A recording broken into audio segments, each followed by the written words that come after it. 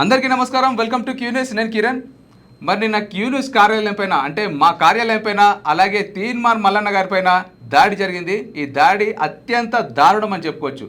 ఎందుకంటే ఎమ్మెల్సీ స్థానంలో ఉన్నటువంటి ఒక రాజకీయవేత్త పైన ఒక సీనియర్ జర్నలిస్ట్ అయినటువంటి ఒక తీన్మార్ మల్లన్న గారి పైన మరి దాడి చేయడం, అలాగే తీన్మార్ మల్లన్నతో పాటు ఆయన సెక్యూరిటీ సిబ్బంది ఎవరైతే ఉన్నారో గన్మెన్ల పైన ఈ క్యూ న్యూస్ యొక్క ప్రతి కార్యాలయంలో ఉన్నటువంటి ఎంప్లాయీస్ పైన దాడి చేయడం ఎంతవరకు కరెక్ట్ అనేది మీరే ఆలోచించుకోవాలి. ఇప్పుడు ఏదైనా విమర్శించాలంటే ఒక పద్ధతి అనేది ఉంటుంది. ప్రస్తుతం ఉన్నటువంటి సిచ్యువేషన్లో రాజకీయ పార్టీలు ఏ విధంగా ఉన్నాయంటే మరి మీరు చేసేది రాజకీయం కాదు, రౌడీయిజం చేస్తూ ఉన్నారు. ఒకప్పుడు నిజంగా రాజకీయ పార్టీ లేదని ఉంటే ప్రెస్ మీట్లు పెట్టి ఖండించేవాళ్ళు. ఆ వ్యాఖ్యలను ఏవైతే వ్యాఖ్యలు చేశారని మీకు తప్పుగా అనిపించిందో ఆ వ్యాఖ్యలపైన ఖండించేవాళ్ళు, దానిపైన ధర్నాలు చేసేవాళ్ళు, ఏదైనా రాస్తారోకలు చేసేవాళ్ళు. అంతగానో మీకు వ్యాఖ్యలు చాలా ఇబ్బందిగా అనిపించినాయి అనుకుంటే మరి రోడ్డు పైన కావచ్చు, లేదంటే క్యూ న్యూస్ ముందుకు వచ్చి డౌన్ అని చెప్పి ఏదైనా వ్యాఖ్యలు ఖండిస్తున్నామని చెప్పండి. అంతేగాని ఒకేసారి 35 నుంచి 40 మంది ఎగబడ్డం ఏంది, ఫర్నిచర్ ధ్వంసం చేయడం ఏంది. అక్కడ క్యూ న్యూస్ మా ఆఫీస్లో మొత్తం కూడా కింద ఫ్లోరింగ్ మొత్తం ఏదైతే ఫ్లోర్ ఉందో మొత్తం కూడా రక్త చిత్తం అయిపోయింది అనమాట. మొత్తం ఫర్నిచర్ ధ్వంసం చేసిర్రు, మనుషులను కొట్టిర్రు. మొత్తం కూడా ఎంప్లాయీస్ ఒకవేళ ఎవరైనా చనిపోతే మీరు సమాధానం చెప్తారా? ఆ కుటుంబ సభ్యులకు మీరు ఏమైనా పరిహారం చెల్లించి మరి ఏమైనా ఏమంటారు సమాధానం చెప్పగలుగుతారా? మరి నిజంగా చాలా దారుణం అని చెప్పుకోవచ్చు. 35 నుంచి 45 మంది ఒకేసారి తెగబడి మరి చేసినటువంటి దారుణ ఘటన పైన ప్రతి ఒక్కరు కూడా ఇప్పుడు మీరే నెగిటివ్ అయినట్టు, మేము కాదు. ఇప్పుడు ఇదే దాడిని సమర్థించుకుంటూ వాళ్ళు ఏం చెప్తున్నారంటే మేము దాడి చేయడానికి రాలేదు, మేము నిరసన వ్యక్తం చేయడానికి వచ్చినామని చెప్పేసి అక్కడ వాళ్ళు అయితే చెప్తున్న పరిస్థితి. మరి నిరసన ఈ విధంగా వ్యక్తం చేస్తారా అంటే ఆఫీసులోకి వచ్చి ఫర్నిచర్ ధ్వంసం చేసి మనుషులను సిబ్బందిని భయపెట్టి భయభ్రాంతులకు గురి చేసి అక్కడ ఉన్న ఏ ఉంటే అవి పలగొట్టి ఈ విధంగా నిరసన చేస్తారా? మీకు ఒక వీడియో చూపిస్తా, ఆ వీడియో చూసిన తర్వాత అయితే మాట్లాడుకుందాం మనము. క్యూనిస్ సిబ్బంది పైన క్యూనిస్ సంస్థ పైన దాడి చేసినటువంటి విజువల్ మనం చూసుకోవచ్చు. గన్మెన్లను తీన్మార్ మల్లన్నకు సంబంధించినటువంటి ఏమంటారు గన్మెన్ల పైన ఏ విధంగా దాడి చేస్తా ఉన్నారు, అది కూడా మహిళలే. అది నిరసననా?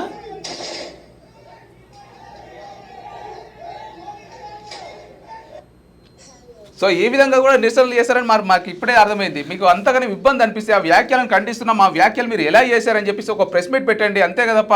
మీకు ఇబ్బందికరంగా ఉంటే మరి దానిపైన ప్రశ్నించండి, దానిపైన ప్రెస్ మీట్ పెట్టండి, దానిపైన మాట్లాడండి. అంతేగాని మరి ఒకేసారి కార్యాలయం పైన దాడులు చేయాలంటే ప్రతిసారి మాట్లాడుకోవడాలు అలాగే ఇలాంటి వ్యాఖ్యలు చేసిన తర్వాత ఇంకా ఓన్లీ రౌడిజం తప్ప రాజకీయాలు అయితే ఉండవు.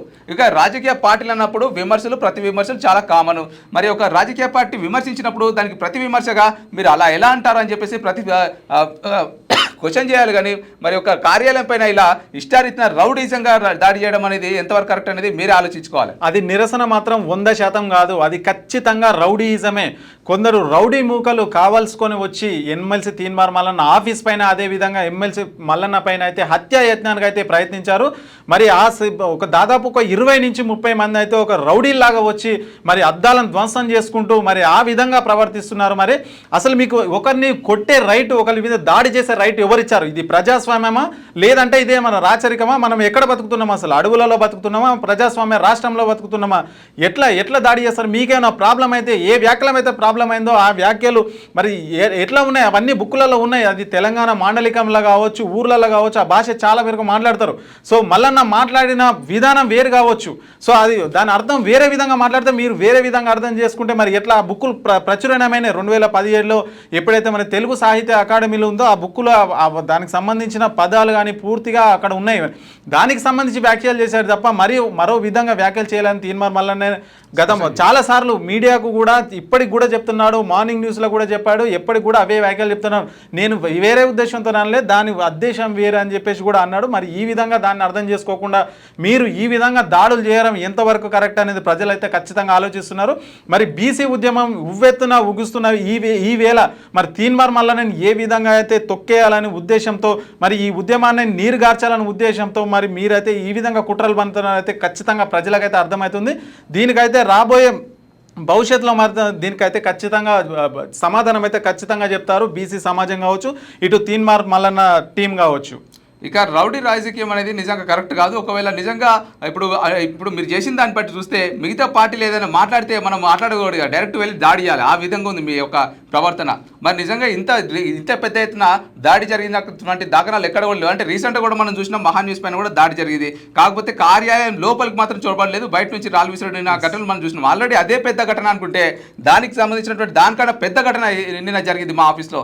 మొత్తం కూడా ఫ్లోర్ అంతా కూడా రక్త సిక్తంగా చెల్ల చెదురుగా ఉన్నటువంటి మొత్తం ఫర్నిచర్ ధ్వంసం చేసి చాలా మంది ఇష్టారీతిగా కొట్టడం జరిగింది. నిజంగా ఇది ఎంతవరకు కరెక్ట్ అనేది మీకే తెలియాలి. ఒక గూండాల్లాగా ఒక రౌడీలాగా అక్కడ ఎంతో మంది ఎమ్మెల్సీ ఆఫీస్ అంటే అక్కడ మా ఆఫీస్కి ఎంతో మంది వస్తుంటారు.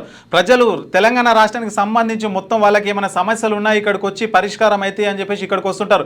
వాళ్ళను భయభ్రాంతులకు గురి చేసుకుంటూ మీరు ఇష్టం ఉన్నట్టు కొట్టడం, అక్కడ చేతులకు కాళ్ళకు గాయాలు కావచ్చు. ఈ విధంగా అసలు ఎట్లా మనం ఎక్కడ బతుకుతున్నాం? అసలు ప్రజాస్వామ్యం మీకు ఏ విధంగా నిరసన చేయాలో ఆ విధంగా చేయకుండా మనుషుల మీదకి వచ్చి ఆఫీసుల మీదకి వచ్చి దాడులు చేయడం ఇది ప్రజాస్వామ్య పరంగా కరెక్టేనా అని చెప్పేసి ప్రజలు కూడా ఆలోచిస్తున్నారు.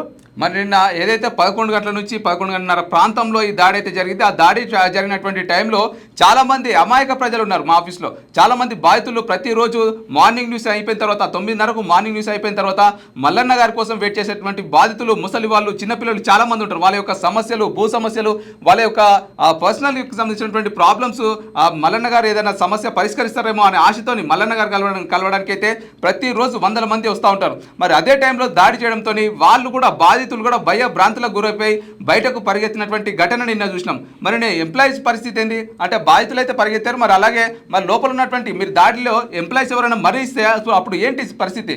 మీరు అసలు నిజంగా ఇలాంటి దాడులు చేయాలని చెప్పేసి అసలు మీకు ఎలా అనిపించిందో మాకైతే అర్థం కావట్లేదు. మొత్తం మీదనైతే ఈ దాడినైతే తీవ్రంగా పెద్దవాళ్ళు కూడా ఖండిస్తూ ఉన్నారు. మరి రాజకీయవేత్తలు అలాగే కొంతమంది ప్రముఖులు అయితే మరి తీన్మార్ మల్లన్న గారికి కూడా కాల్ చేసి పరామర్శించడం జరిగింది. మరి నిన్న జరిగినటువంటి దాడిలో తీన్మార్ మల్లన్న గారికి కూడా చేతికి గాయం అవడం జరిగింది. మరి నిన్న మల్లన్న గారు కూడా హాస్పిటల్ వెళ్ళడం జరిగింది. ఇక రాజకీయ కాంగ్రెస్ పార్టీలో ఉన్నటువంటి కొంతమంది మంత్రులు కూడా మల్లన్న గారిని అయితే పరామర్శించడం జరిగింది. ఏదైతే మల్లన్న చేస్తున్నాడో ఆ ఉద్యమాన్ని అణిచివేయాలని ఎంత ప్రయత్నాలు చేసినా ఈ ఉద్యమం ఆగదనే మీరైతే ఖచ్చితంగా గుర్తుపెట్టుకోవాలి. దాడులు కొత్తవి కాదు మల్లన్నకు, క్యూ న్యూస్ కార్యాలయానికి కొత్త కాదు, ఎన్నో దాడులు చేశారు. అయినా తట్టుకొని ప్రజల కోసం మరి తెలంగాణ రాష్ట్ర కోసం పనిచేస్తున్న మరి తీన్మార్ మల్లన్నకు ఖచ్చితంగా బీసీ సమాజం కావచ్చు, తెలంగాణ యావత్ సమాజం కావచ్చు ఖచ్చితంగా సపోర్ట్ ఉంటుంది. ఇలాంటి దాడులకు భయపడే ప్రసక్తి లేదు. ఈ దాడులు ఇంకా ఎన్ని జరిగినా కానీ దీన్ని ఖచ్చితంగా మరి భవిష్యత్తు మీరు ఖచ్చితంగా మరి తీన్మార్ మల్లన్న దీన్ని ఒక ఉద్యమంలాగా తీసుకుపోతాడు. బీసీ సమాజాన్ని మేల్కొల్పుతాడు, తెలంగాణలో ఉన్న ప్రజలందరినీ కూడా మేల్కొల్పి మరి ఖచ్చితంగా రాబోయే కాలంలో బీసీ రాజ్యాధికారం దిశగా ఈ ఉద్యమాన్ని అయితే కొనసాగిస్తాడని ఖచ్చితంగా చెప్పొచ్చు. మరి ఇక నిన్న ఈ దాడి ఘటన తర్వాత మరి తీన్మార్ మల్లన్న గారైతే ఒక ఎమ్మెల్సీ పదవిలో ఉన్నటువంటి కవిత సాటి ఎమ్మెల్సీ పైన దాడి చేయించడం చాలా దారుణం. మరి ఎమ్మెల్సీ కవితను అయితే ఖచ్చితంగా ఆ పదవి నుంచి రద్దు చేయాలని చెప్పేసి అయితే డిమాండ్ చేస్తూ ఉన్నారు. ఇక తీన్మార్ మల్లన్న గారితో పాటు ప్రముఖ రాజకీయవేత్తలు కావచ్చు, ప్రముఖ పారిశ్రామికవేత్తలు కావచ్చు, మరి ఈ ఘటన పైన కూడా చాలా సీరియస్గా స్పందిస్తూ వాళ్ళందరూ కూడా ఎమ్మెల్సీ కవిత గారు ఆ పదవికి ఆ ఎమ్మెల్సీ కవిత గారిని ఆ ఎమ్మెల్సీ పదవి నుండి కూడా రద్దు చేయాలని చెప్పేసి ఆ ఎమ్మెల్సీ సభ్యత్వం రద్దు చేయాలని చెప్పేసి అయితే డిమాండ్ చేస్తూ ఉన్నారు. నిన్న నుంచి కూడా చాలా మంది అయితే దీనిపైన స్పందిస్తూ ఉన్నారు. సోషల్ మీడియా వేదికగా కావచ్చు, అలాగే పర్సనల్గా నిన్న మా ఆఫీస్కి క్యూ న్యూస్ ఆఫీస్కి అయితే 100 మంది మీడియా సంస్థలు రావడం జరిగింది. చిన్నప్పటి నుండి చిన్న యూట్యూబ్ ఛానల్స్ నుంచి కూడా పెద్ద శాటిలైట్ ఛానల్ వరకు కూడా సామాన్య ప్రజలు కూడా అసలు మల్లన్న గారికి ఏం జరిగింది, మల్లన్న గారి పైన ఎలా దాడి జరిగింది అని చెప్పి చాలా మంది అభిమానులు కూడా చాలా పెద్ద సంఖ్యలో నిన్న వచ్చినటువంటి ఘటనను మనం చూసినాం.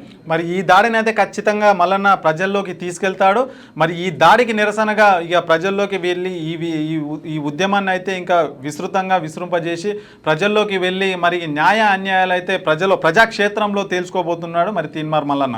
6వ తరగతి నుండి 10వ తరగతి విద్యార్థులకు గొప్ప అవకాశం. ఏపీ, తెలంగాణ మరియు సిబిఎస్ఈ విద్యార్థులకు ఎలాంటి అడ్మిషన్ ఫీజు లేకుండా సంవత్సరానికి కేవలం 1000 రూపాయలకే ఐఐటీ స్టాండర్డ్స్ తో ఆన్లైన్ ట్యూషన్స్ చెప్పబడును. 15 ఏళ్ల సుదీర్ఘ అనుభవం గల ఫ్యాకల్టీతో క్లాసులు నిర్వహించబడును. ఇప్పుడే ప్లే స్టోర్ నుండి ధర్మవాహిని యాప్ ని డౌన్లోడ్ చేసుకోండి. వివరాలకు సంప్రదించండి 7893051526.